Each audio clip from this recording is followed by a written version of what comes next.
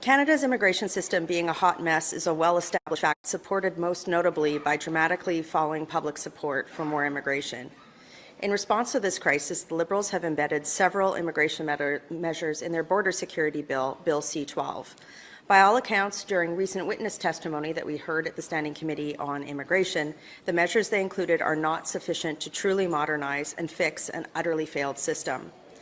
And so Conservatives will propose multiple constructive amendments to the bill in an attempt to improve the legislation and fix Canada's broken immigration system. Here's what we're going to propose and why. This week, British news was dominated by sweeping immigration reforms proposed by the governing Labour Party in response to the ongoing illegal migration and bogus asylum claim crisis, a crisis that has triggered a massive support for the right-wing Reform Party. Those who think that the situation is better on our side of the pond are profoundly wrong. Between January 22 and October of this year, the United Kingdom had around 375,000 people enter the country and make asylum claims, representing about 0.5% of their overall population. During the same time, Canada had nearly 496,000 claims, or roughly 1.2% of our population today. Liberals have also paired the surge in illegal immigration and bogus asylum claims with allowing record levels of temporary foreign workers and study permits. This situation has strained Canada's public health care system and other taxpayer-funded social programs past their breaking point, making housing unaffordable, causing a youth jobs crisis, and leading to a heavier reliance on social programs. It has also begun to tear at Canada's social fabric, just as it has in the UK, because rapid, unsustainable immigration levels make pluralism harder to maintain. The volume the Liberals have allowed to enter Canada over the last several years has also made security screening difficult. An explosive news story this week claimed that there are, at a minimum, hundreds of people in Canada with link to a state-sponsored terrorist organization. Last month, the government admitted it didn't know how many criminals it gave citizenship to. And multiple news stories have exposed how Canada's justice system routinely gives leniency to non-citizens convicted of serious crimes in order to allow them to avoid deportation. And actually, just yesterday at our immigration committee, we had an official state that the Liberals have implemented a system, some sort of an app, whereby asylum claimants can self-declare whether or not they are adequately security screened. So we'll need some more information on that. All of these factors have led to a precipitous drop in support for immigration among the Canadian public. Without substantive system change and a return to first principles, as is already taking place in the UK, it is only a matter of time before Canadians lose their patience and the debate on immigration in Canada turns ugly. And so Conservatives will propose a series of substantive reforms to prevent this from happening, presented as amendments to Bill C-12 during its clause-by-clause review at the Security Committee next week. Given the bill's scope, our amendments will have two objectives. The first, truly fix Canada's broken asylum system by reducing incentives for people to make fraudulent claims, making it harder to make fraudulent claims to begin with, processing claims more efficiently, and making it easier to remove people with no legal reason for being in Canada. The second objective will focus on strengthening Canada's border security by modernizing the standards by which non-citizens convicted of serious crimes like sexual assault while in our country can be removed, and making the removal process for non-citizen convicted criminals and those with no legal reason to be in Canada more efficient and more transparent. So the first objective. Of the many areas that require urgent reform in Canada's immigration system, one takes the cake: our profoundly broken asylum system. Once an efficient and compassionate means for Canada to welcome and protect the world's most vulnerable and truly persecuted persons, in the last decade, the system has morphed into a backdoor, lucrative means for illegal economic migrants who wouldn't likely otherwise have a path to permanent residency to skip the line and stay in Canada. The evidence of this is overwhelming.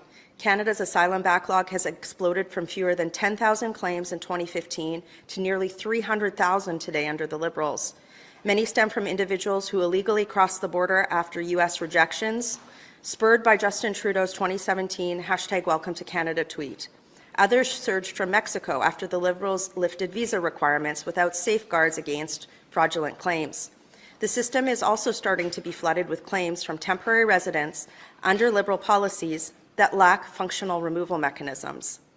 The immigration measures in Liberals' Bill C-12 fail to substantively address these problems. Committee witnesses have testified that the system changes Bill C-12 proposes are half measures, certain to face immediate court challenges that will further clog an already overburdened justice system instead of curbing abuse. In effect, the Liberals are offloading their illegal migration mess onto strained courts and past the next election cycle. Committee testimony exposed further flaws untouched by Bill C-12. It fails to disincentivize people from coming to Canada to make bogus claims and partake in the generous social benefits rightly afforded to legitimate claimants.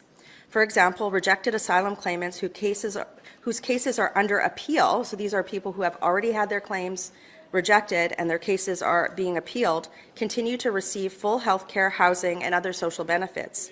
With appeal delays now exceeding 44 months and federal health care costs for asylum seekers reaching $3.3 billion since 2015, this constitutes a clear abuse of taxpayer money that must be ended. The pedantic and loophole-ridden process for appealing a bogus asylum claim and removing bogus claimants from Canada also begets system abuse and needs reform, which C-12 as written does not provide. The asylum system also urgently requires greater accountability and transparency, an issue that hinders even MPs from seeking basic information.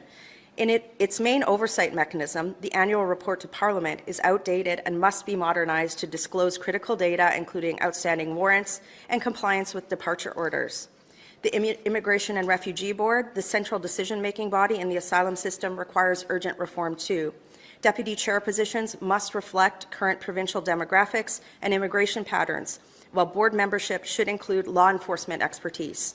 The RRB currently faces no real consequences for flawed decisions or persistent backlogs that harm Canadians, and its appointments remain heavily politicized. To fix these issues, Conservatives will attempt to amend Bill C-12 to undertake the following system changes: removing the ability of migrants with failed asylum claimants to claim any federal social benefits beyond emergency health care, disallowing asylum claims to be made by nationals of or by those arriving in Canada having transited through a G7 or an EU country, modernizing and strengthening screening requirements, requiring educational institutions to accept foreign students to share the cost of any bogus asylum claims made by foreign students they welcome to Canada, requiring that claims made by migrants who return to their home country while their claim is pending be abandoned, rejecting claims after a claimant is found to have lied to an officer, placing the onus on a claimant to prove that they made their claim in the timely manner, not on the government, requiring asylum claimants arriving in Canada to immediately provide, on the record, their full grounds for seeking protection, preventing later use of unscrupulous lawyers to game the system, as we've seen many reports of, modernizing the appeals and judicial review processes associated with the asylum system, creating a new, transparent and clear reporting requirement for the government to disclose the amount of federal benefits received by asylum claimants, modernizing the content of the annual report to Parliament, and modernizing the IRB appointment process to better consider the province's merit-based candidates and reduce the politicization of the review system. On the second objective, strengthening Canada's border security. Bill C-12 purports to strengthen Canada's border security, but it leaves gaping holes open for non-citizens convicted of an indictable offence in Canada, such as sexual assault, to avoid deportation penalties. It does little to prevent human trafficking or modernize the removal process for those who have been determined to have no legal reason to be in Canada. Loopholes in the outdated Immigration and Refugee Protection Act allow non-citizens convicted of serious crimes like sexual assault to avoid deportation if they are sentenced to 6 months less a day or less.